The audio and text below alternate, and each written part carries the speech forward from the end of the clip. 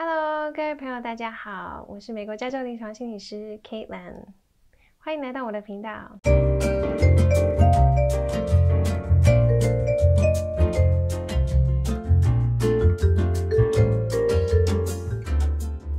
之前呢，有一些朋友来信跟我说呢，最近呢，可能因为疫情啦，因为家庭啦，或者是因为工作某些事情呢，导致自己呢，可能心情不是太好，或者是情绪不是很稳定。今天想要跟大家分享一些我在做心理治疗时常常跟我的个案会练习的一些放松的方式。那先跟大家提醒哦，我们这个频道是主要在做跟心理相关的，所以只要是心理疾病啦、人际关系啦、自我成长啦之类的，我们都会在这里讨论哦。所以如果你对这些话题有兴趣的话，麻烦帮我们按下订阅和小铃铛，这样我们未来有新的影片的时候，你就可以接收到第一手通知咯。好，首先呢，请大家先帮我拿出一张纸和一支笔。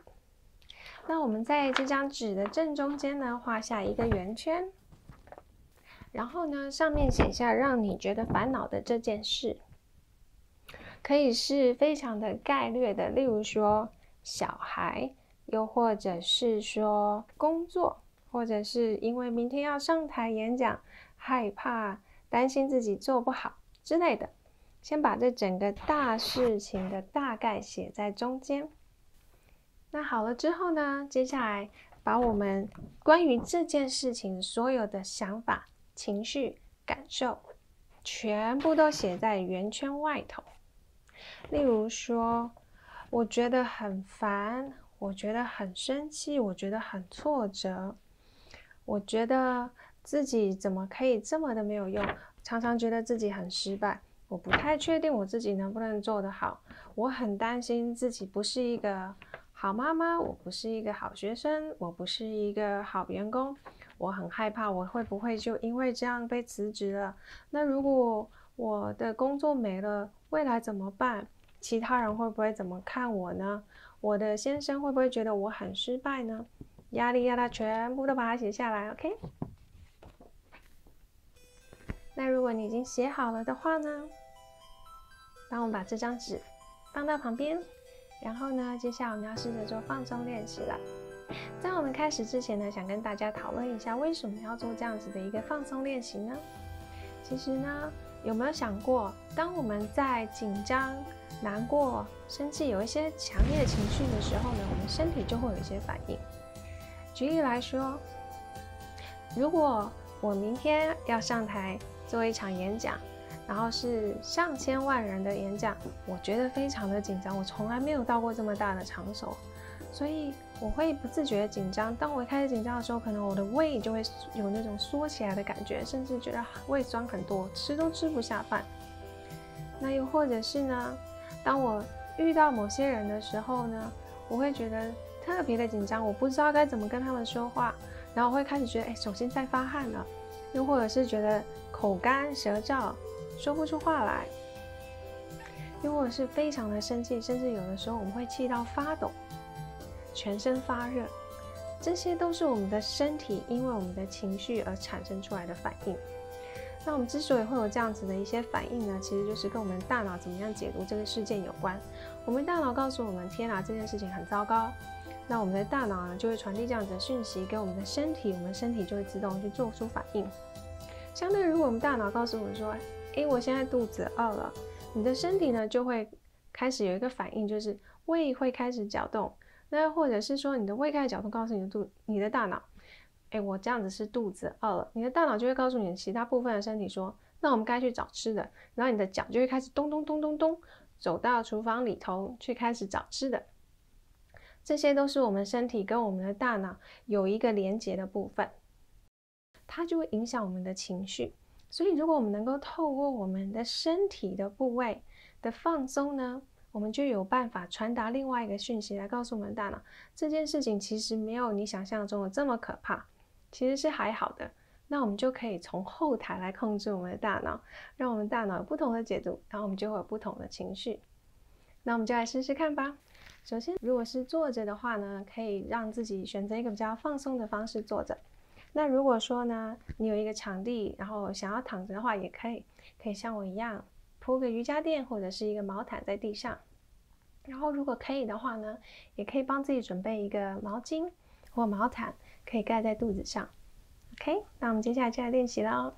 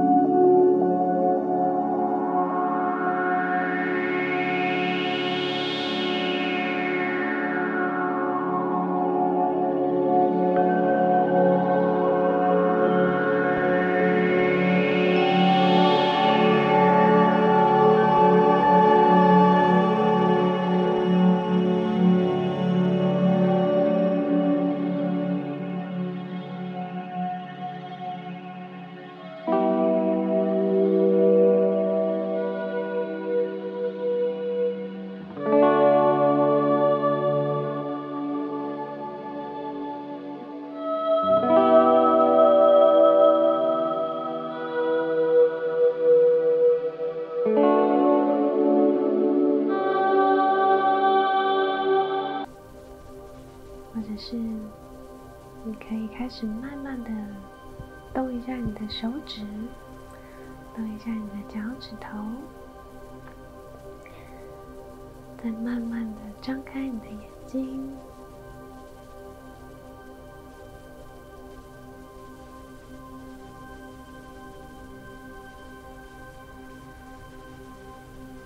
接下来我们可以慢慢的坐起来。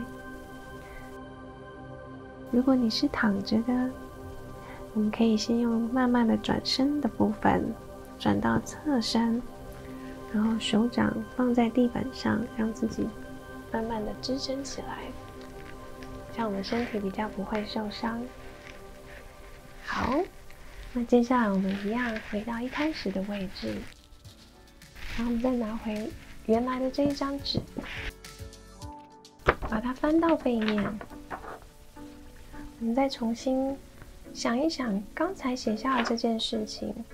现在有没有一个新的想法、新的感受？如果有的话，把它写下来。那我们今天这个练习就到这里了，不知道你的体验如何呢？欢迎在下方留言告诉我们，你对于这样子的一个练习的感受是什么？有没有什么样新的发现？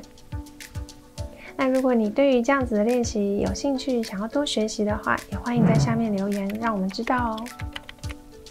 如果你觉得这样子的一个影片对于你或你身边的人有帮助的话，麻烦帮我们按个赞并分享出去，这样其他的人呢也能够得到这样子的讯息，希望对大家都能够有帮助。